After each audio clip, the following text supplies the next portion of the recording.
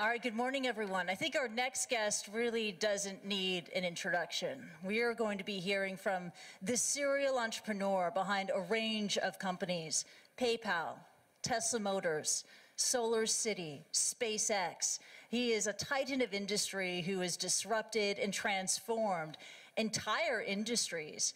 And we're talking about automotive, aerospace, energy, internet finance. And these are sectors that are really tough to operate in as a startup. In the next 40 minutes, we are going to hear from Elon Musk, and we're going to learn more about Tesla Motors in Hong Kong. In China, we're going to hear about sustainable energy solutions. We're going to talk about Mars, and we're also going to touch on the fate and future of humankind. Pretty big stuff.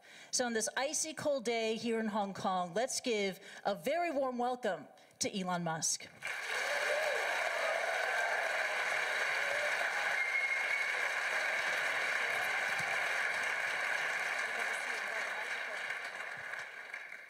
Okay, you can pick any mic on the table. There's so many to choose from. Okay. Invest HK. All right. Elon Musk, welcome to Hong Kong. I talked to your people at Tesla here in Hong Kong, and Tesla opened up here in 2010. The Model S has been selling pretty well, good build-up. First general question, how's the business doing here in Hong Kong? Actually, I mean, at Tesla, we're super appreciative of Hong Kong. It's the city with the, I believe at this point, the most number of Teslas per capita. Yeah. I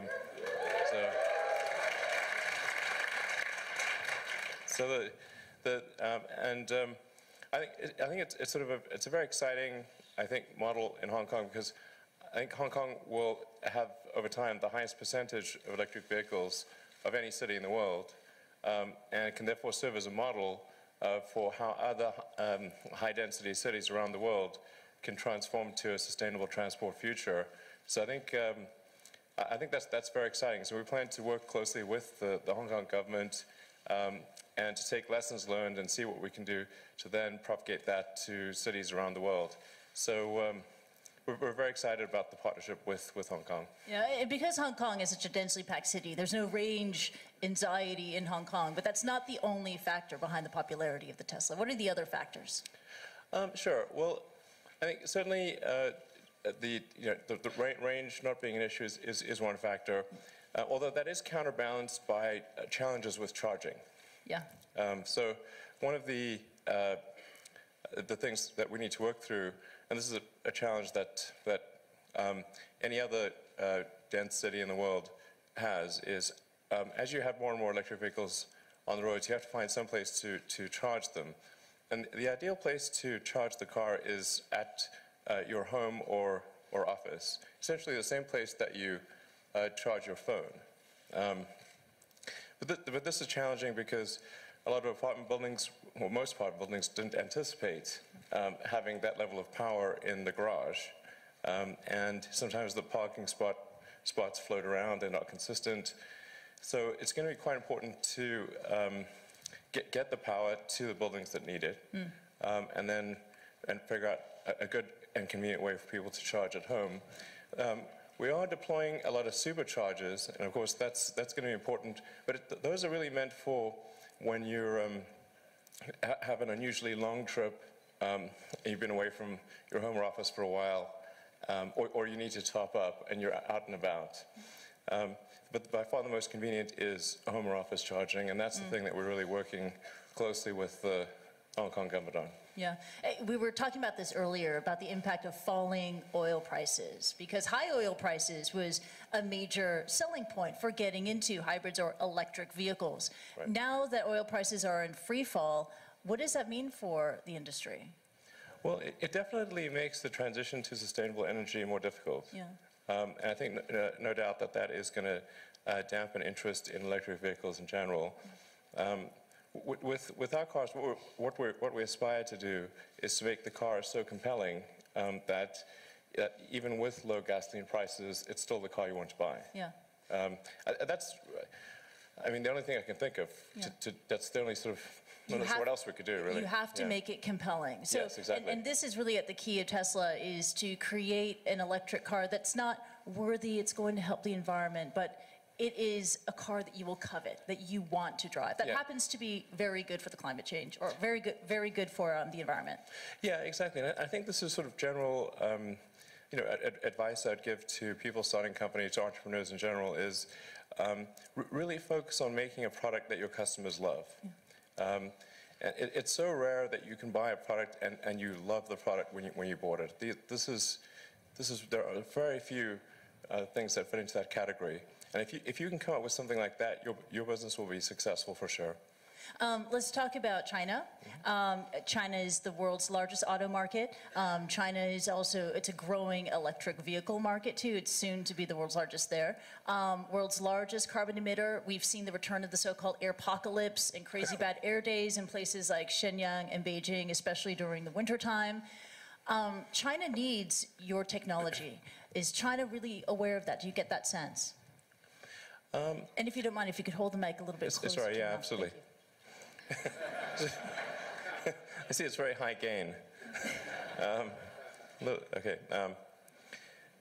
Yes, China is definitely aware of Tesla. I've had a number of high-level meetings with the Chinese government. And in fact, the Minister of Finance recently mentioned Tesla in a speech that he gave. Oh, wow. As a good example. Yeah. Actually, he likes what we're doing. Which is a good thing. Yeah, absolutely. And then last year we, in an effort to help the rest of industry and just sort of kind of be a good neighbor, we open sourced all of our patents. So any company in China or elsewhere can use our patents to create electric vehicles. Oh, wow. Wow.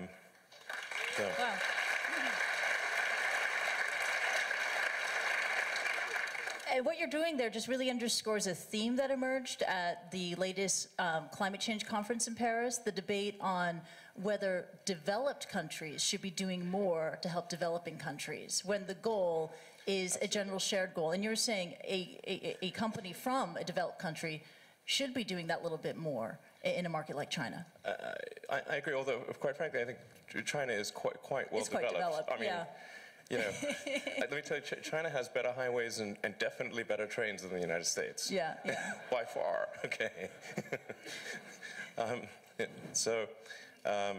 fact, I had a great experience taking the bullet train from Beijing to Xi'an to see the terracotta warriors. Cool. Yeah. Oh, it was a great experience. Yeah.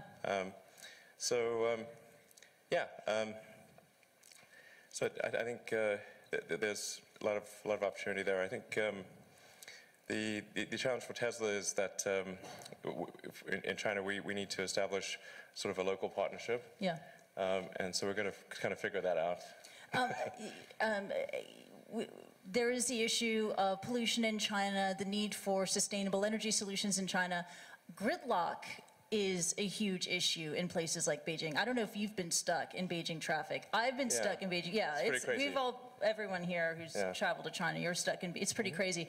Can Tesla Autopilot provide some sort of a solution to that? Well, I think Autopilot can certainly take the edge off. Because our Autopilot capability right now is really good in two scenarios. Either we're on a highway where there's no traffic and the lines are quite clear, or in heavy traffic. So it's super good in heavy traffic. Not that I'd recommend it, but you can read a book or do email. Is what I've found. I've heard people say. So it can really take the edge off the traffic. But I'm actually quite a big fan of tunnels. Tunnels are so underappreciated. Please elaborate. Well, the fundamental problem with cities is that we build cities in 3D. Yeah. I mean, you see, you've got these tall buildings with lots of people on each floor, but then you've got roads which are 2D. Yeah. So that obviously just doesn't work. You're guaranteed to have gridlock. But you can go 3D if you have tunnels. And you can have many tunnels crisscrossing each other with maybe a few meters vertical distance between them, and completely get rid of traffic problems. And it's my understanding that actually Hong Kong is in the process of building some tunnels, and I was very pleased to hear that. but that really is the solution for solving traffic in major cities. Yeah, you can also go 3D with flying cars. You can. But that's not going to happen for a long time. Well, I mean, flying cars sound cool, but then they do make a lot of wind, and they're kind of noisy. And you've thought this out. The probability of something falling on your head is much higher. Yeah. Gotcha. We talked about charging stations and the challenge for rolling out more charging stations in Hong Kong. The challenge is exponentially greater in China, especially in the rural areas to connect the big cities. What are your plans on that? So we actually have a supercharging network throughout China. You can go, at this point, almost anywhere in China using the Tesla supercharger network. And then we've got, there's a whole bunch of third-party affiliate destination chargers. And we've actually had people drive all the way from Beijing to Tibet. Yeah. So it's, wow. Yeah, in a Model S. Wow, that's incredible. Yeah. Have you driven a Tesla in rural China? No. No, okay. Other people have. The Model 3. What can you tell us about the Model 3, what it's going to look like? And I know that you've mentioned to me about, sorry. No, sorry. I can't tell you what it's going to look like. Okay, okay. But I mean, I can tell you just generally some characteristics about it, which is it's meant to be a slightly smaller version, sort of a smaller version of the Model S. And it won't have quite as many bells and whistles, but it'll be at a much lower price point. Yep. So the intent is to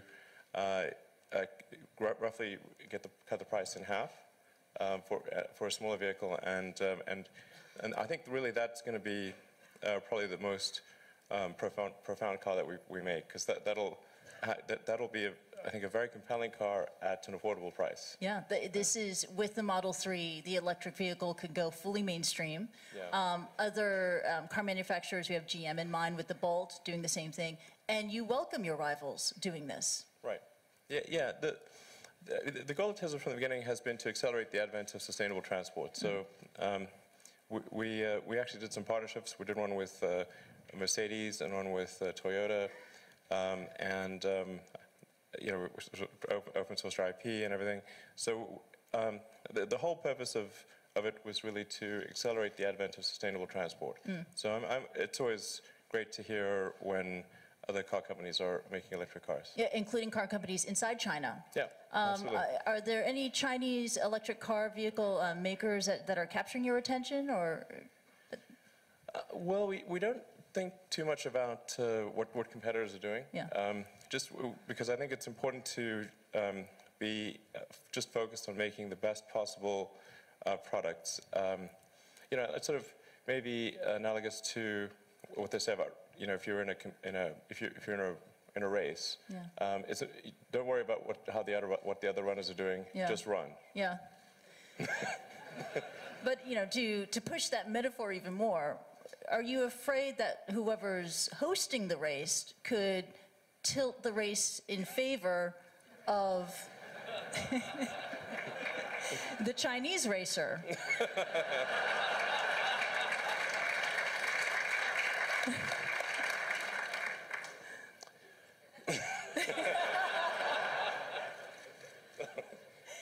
I'm trying to figure out if there's any way to answer that question and not lose. You get one pass during this interview. If you'd like to take the pass, you could take that pass. Pass with that one. Okay.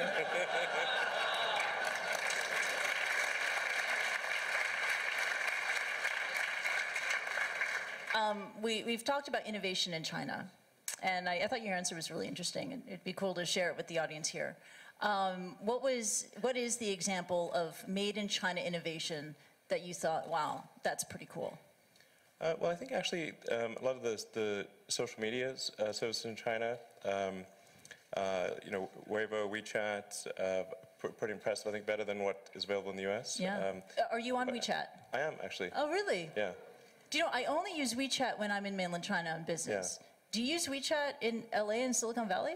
Occasionally to correspond with people in China. Okay, yeah, Yeah. see? That's it. Yeah. But it's pretty good. And which, what, I think Alibaba is pretty impressive as well. Alibaba is of pretty, course. do you use Alibaba? Have you No. used? Okay. You But purchased, I've heard impressive things about it. yeah, it is very, very impressive, yeah. WeChat, how do you use it? Which messaging functions do you like to use on it? Well, I wouldn't call myself sort of a WeChat expert. Yeah. I basically just message people. Yeah. And send pictures, pictures and text. Got it. Can you do other things? Now, recently, I did a panel discussion in Beijing with a group of technologists, and the subject came up, or I brought up the question, can there be an Elon Musk in China? And the answer was no.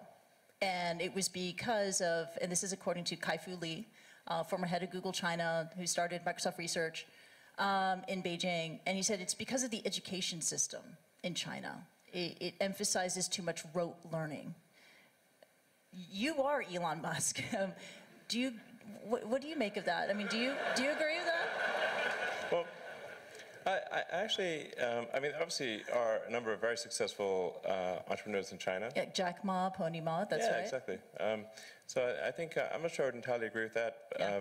But it is generally true that innovation comes from questioning the way things have been done before. Yeah. And if in the education system you're taught not to do that, that will inhibit entrepreneurship. Being able to question what you're being taught, being able to... Yeah. I mean, just, saying, well, is there a better way? Yeah. To ask that question. Yeah. Let's talk about innovation at Tesla. A few more questions there.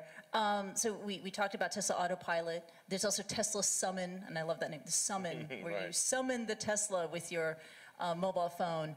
And we did talk about this earlier. I know that there's a big gap between those two programs and self-driving cars, but is Tesla on its way to a driverless model? Yeah, I mean, I think the whole industry ultimately will be producing autonomous cars. And if you fast forward, let's say 10 or certainly not more than 15 years, I think almost all cars produced will be autonomous. All cars produced will be autonomous? All new cars, yes. But that's not the same as all cars on the road, because there's roughly 2 billion cars and trucks on the road, and just under 100 million produced every year. So the production rate is only 5% of the fleet size. Yeah. But if you say of new cars produced, I would be surprised if a majority of them are not self-driving in, let's say, 10 to 15 years. And of all those new self-driving cars out on the road, how many of them will have, it's like will have a steering wheel versus not having a steering wheel? It's like the, just a remnant of the past, right? Sure. The steering wheel thing, I'm not sure about. I mean, there may be some, perhaps, auxiliary steering wheel that only pops out when you need to take manual control for whatever reason. But probably if you go long term, my guess is there isn't a steering wheel in most cars. It would be something that you would have to special order or something like that. Yeah. Wow. In most cars, not all cars. And I do want to be clear, like, predictions are not endorsements. Yeah. So I'm not saying that this would be a good or a bad thing. Yeah. I'm just saying that this is probably what will occur. This is pattern recognition and anticipating what's going to happen next. It's likely. I think it's sort of like elevators used to have a manual elevator operator. Yep. And you'd have somebody would be sort of moving the lever and be able to do fine-tune adjustments of the elevator for each floor. Now there's no manual controller for elevators. Yeah. I think it's going to seem the same way for cars. Yeah. And how about the way consumers interact with driverless cars? How many consumers will choose to own their own car versus signing into a networked fleet of driverless cars? I think probably still most people will own their own car. Yeah. But there will be, it's hard to predict the exact percentage, but I think probably roughly 60–70% of people will probably want to own their cars, and we'll call it 2/3 own, 1/3 share. This is a complete, shooting in the dark guess, but Yeah. I think still most people will want to own their own car. Yeah. But they also may choose to add it to the shared fleet and then take it out of the shared fleet at will. Yeah. And you don't see that as a threat to your business model? No, I think just as long as we make great autonomous cars. Yeah. It's just additional options for the consumer. Yeah, it's just adding functionality that I think people will consider quite important in a car in the future. I've said this before, but I think in the long term, owning a car that does not have autonomous capability will be a bit like owning a horse. Yeah. I mean, you sort of own a horse for sentimental reasons, but not for actual transport. Yeah, yeah. Let's talk about the futuristic-looking Model X. And a question that many Hong Kongers have is, can I park this thing in my parking garage? Because of those falcon wing doors. What's your answer to that?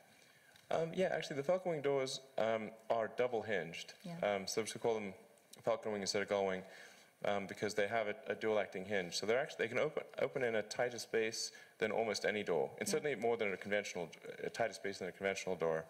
If you can physically fit between your car and a Model X, then you'll be able to get in the falcon wing door. Yeah, and it looks beautiful.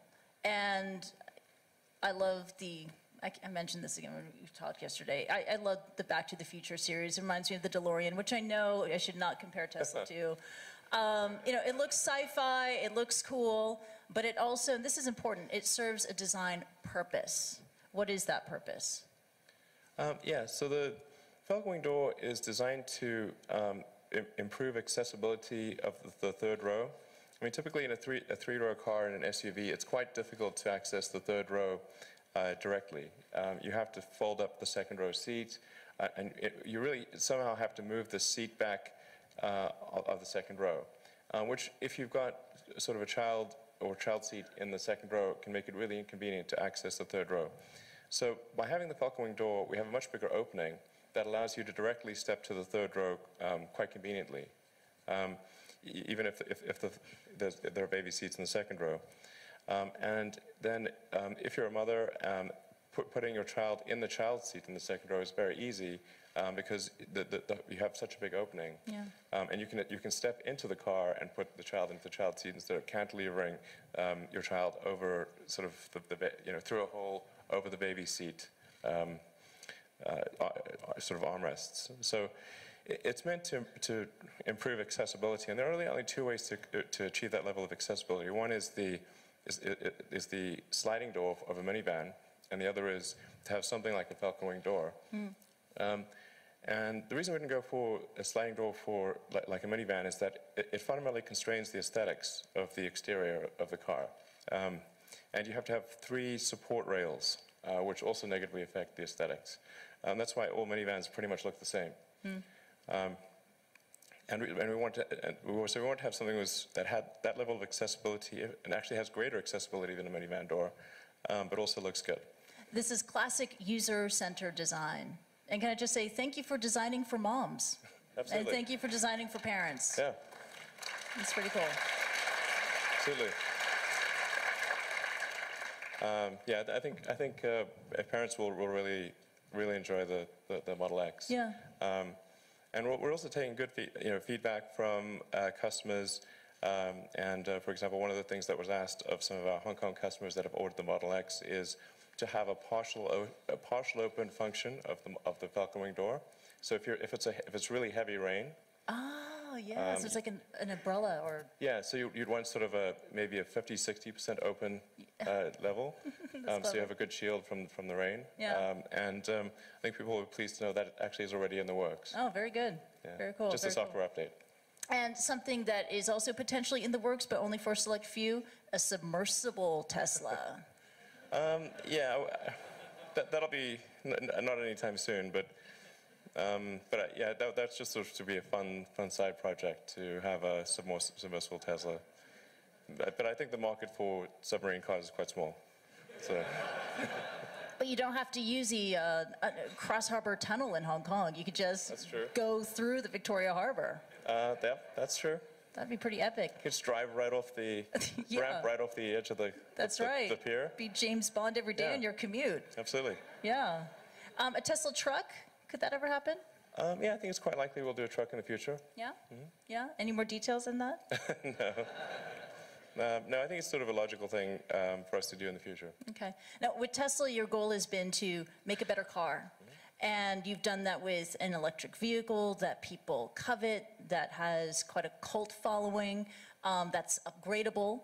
But you also want to achieve, and your turn of phrase is very nice, or try to achieve this platonic ideal of a car, right? To reach yeah. perfection. So what does the perfect car look like?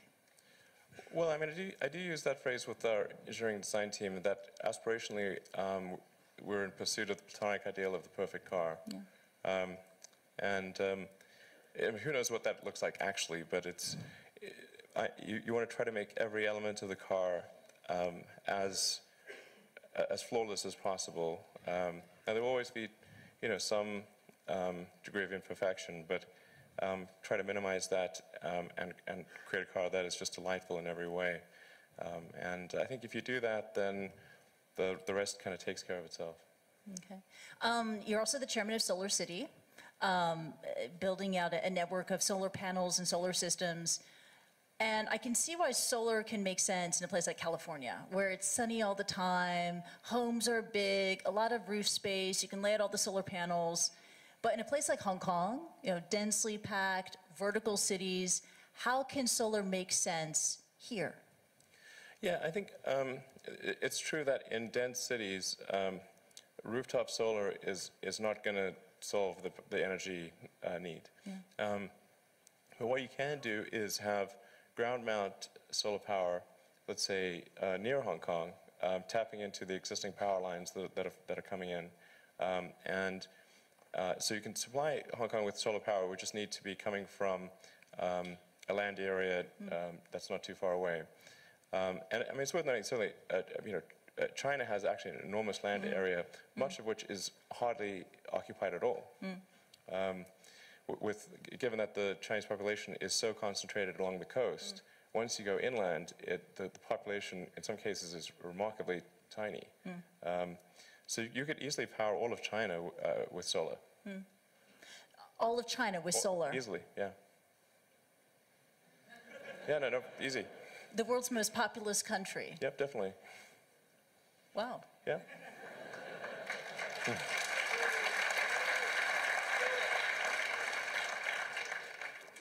Okay, let's go even more way out there and talk about SpaceX. You're the CEO of SpaceX, and you've said that your ultimate goal is to get humankind to Mars. I've heard your response to the question, but these guys need to hear it. Why is Mars important? Why does Mars matter? Sure. Well, I think it's really a fundamental decision we need to make as a civilization. What kind of future do we want? Do we want a future where we are forever confined to one planet until some eventual extinction event, however far in the future that might occur? Or do we want to become a multi-planet species and then ultimately be out there among the stars and be among many planets, many star systems? And I think the latter is a far more exciting and inspiring future than the former. And Mars is the next natural step. In fact, it's the only planet we really have a shot at establishing a self-sustaining city on. And I think once we do establish such a city, there will be a strong forcing function for the improvement of spaceflight technology that will then enable us to establish colonies elsewhere in the solar system and ultimately extend beyond our solar system. And so there's the defensive reason of protecting the future of humanity, ensuring that the light of consciousness is not extinguished should some calamity befall Earth. But also, and that's the defensive reason. But personally, I find what gets me more excited is the fact that this would be an incredible adventure. I mean, it'd be like the greatest adventure ever. And it would be exciting and inspiring. And there need to be things that excite and inspire people. Yeah. There have to be, reasons why you get up in the morning. It can't just be solving problems. It's got to be, yeah, something great's going to happen in the future. Yeah, we talked about this at length yesterday. It's not an exit strategy or a backup plan Right. for humankind No. when Earth fails. Right. It's also to inspire people on Earth, Yeah. right? And to transcend and to go beyond our mental limits of what we think we can achieve. Right. I mean, you think of sort of how incredible the Apollo program was, and just, Yeah. I mean, if you ask anyone and say, name some of humanity's greatest achievements of Yeah. the 20th century, the Apollo program, landing on the moon, would in many, if not most places, be number one. When will there be a manned SpaceX mission, and when will you go to Mars? Well, we're pretty close to sending crew up to the space station. That's currently scheduled for the end of next year. Yeah. So that'll be exciting with our Dragon 2 spacecraft, and then we'll have a next generation rocket and spacecraft beyond the Falcon Dragon series, and I'm hoping to describe that architecture later this year at the International Astronautical Congress, which is like the big international space event every year. So I think that'll be quite exciting. Yeah. And in terms of me going, I don't know, maybe 4 or 5 years from now, maybe going to the space station would be nice. Oh, wow. And then in terms of the first flights to Mars, we're hoping to do that in around 2025. I'm sorry, in 2020, the year 2025. Like sort of 9 years from now, thereabouts. Oh my goodness, that's just around the corner. Well, 9 years. Are you? So Seems like a long time to me. are you doing zero gravity training? I've done the parabolic flights. Yeah. Okay. Those are quite fun. But you must be reading up and doing the physical testing to get ready for this, the ultimate flight of your life. I don't think it's that hard, honestly. I mean, just float around. You know, it's not that hard to But I float know around. you've seen The Martian. We've talked about The Martian, and it Yeah, looks like the hardest thing anyone could ever do is there's getting there and also surviving and trying to anticipate everything that could go wrong and make sure it doesn't happen. You can tell I'm not going to be signing up for your manned space flights when they take place. Well, I do think, I mean, going to Mars is definitely going to be, it's going to be hard and dangerous and, you know, difficult in probably every way you can imagine. But so it certainly wouldn't be, you know, if you care about sort of being safe and comfortable, going to Mars would be a terrible choice. Yeah, and this is at the heart of who you are, because you, to quote Pink Floyd, you do not like to live a comfortably numb life. You know, you take on incredible risk to take on entrenched, big, established industries and to shake and rattle them up and to introduce something new. And it's so cool to watch. And I think that's why everybody here signed up to come here and to listen to you, just to hear more about that. People want to be more like you. Really? So, and you know what, for the fate of humankind, I think it would be great to have more Elon Musks. So what do we need to do to become more like Elon? I don't know if it's, I think it maybe sounds better than it is.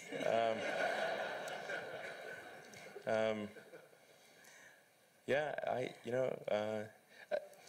I mean, honestly, like there's a friend of mine who's got a great saying about creating a company, which is trying to build a company and have it succeed is like eating glass and staring into the abyss.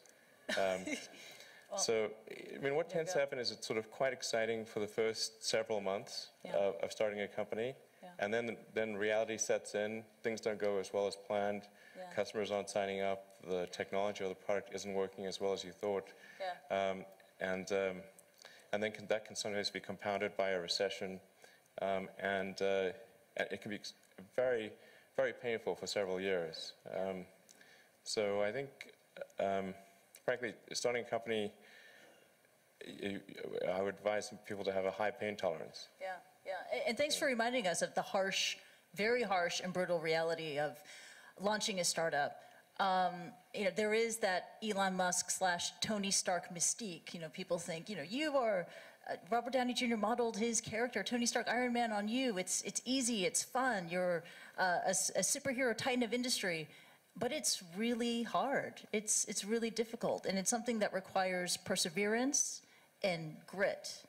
Do you fear that maybe in this generation or the younger generation that they don't have that perseverance and grit to take on these really tough challenges? I think some people do. Yeah. But no, I think it is definitely true that, maybe there are occasionally companies that get created where there's not an extended period of extreme pain. But I'm not aware of, very many of such instances. Yeah. But I do think that new great entrepreneurs are born every day. Yeah. And we'll continue to see amazing companies get built. Yeah, but I would definitely advise people who are starting a company to expect a long period of quite high difficulty. Yeah. But as long as people stay super focused on creating the absolute best product or service that really delights their end customer, if they stay focused on that, then if you get it such that your customers want you to succeed, then you probably will. All right. You have to focus on the customer and delivering for them. Yeah. Make sure if your customers love you, your odds of success are dramatically higher. Yeah. All the entrepreneurs in this room, they're listening to that message, and we're running out of time, so this is the final question. This is for the budding entrepreneurs in the room who could take an Elon Musk idea and run with it. Quite famously, Hyperloop was the idea that you had to give away because you just don't have enough time to deal with it. What are the other ideas that you have that you would love to see another entrepreneur just take on and go? Well, I think there's a lot of opportunity in general in electrification of transport. So electric aircraft, I think there's a lot of opportunity there. I think in genetics, although that's sort of a thorny area, but I think that's, in terms of solving some of the more intransigent diseases, genetics are really key to solving those. Something that I think people may be only beginning to look at is establishing some kind of brain-computer interface. A brain-computer interface? Yeah, at the neuron level. So this is sort of intelligence augmentation as opposed to artificial intelligence. Right. And I think that has a lot of potential. You mentioned this to me yesterday. I really had kind of no idea what you were talking about, and then I looked up Ian Banks. Neural lace. Neural lace. That's right. Exactly. And so it's this concept of wiring the brain. So it's either there could be a brain internet, and it could also mean that we can upload our thoughts to the cloud. You would never forget anything. And you wouldn't need to take photographs. Yeah. Oh, no, it's incredible. You would never forget anything. You would expand your ability to process information, to remember information, right? But then when the denial of service attack happens... You got to watch out for hacking. That could really be awkward. Watch out for that.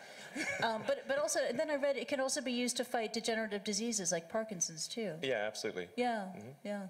And I think it actually would be quite an equalizer as well, because I think the delta between, it would sort of even things out, I think.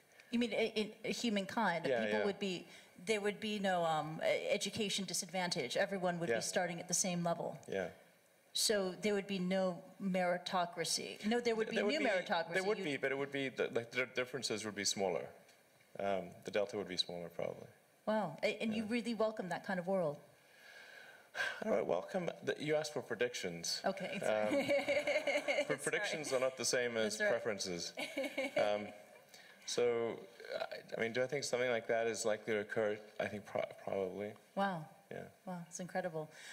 We could go on and on. Unfortunately, we have to wrap and leave it at that. Let's give it up for Elon Musk. That was really awesome. Thank you so much. Thank you. Thank you. Thank you, Christy from CNN and the de facto game changer, Elon Musk. If I can invite you to both stay on stage for a moment, we're going to do a group photo. I'd like to please invite to join us on stage Mr. Greg So, Hong Kong's Secretary for the Commerce and Economic Development, along with all our distinguished speakers and our vertical champions, as well as our venue partner for the Start Me Up HK Festival. Come on up on stage. We're going to take a group photo together. I believe we're going to move the furniture briefly. Can I also please just make sure that we include these individuals, Matt Dooley, Renu Bhatia, Anson Bailey, Irene Chu, Andy Liu, Steve Monahan, Angie Ng, and the Brink team, Mickey, Christina, and Manav. We'll have to get in nice and close with each other.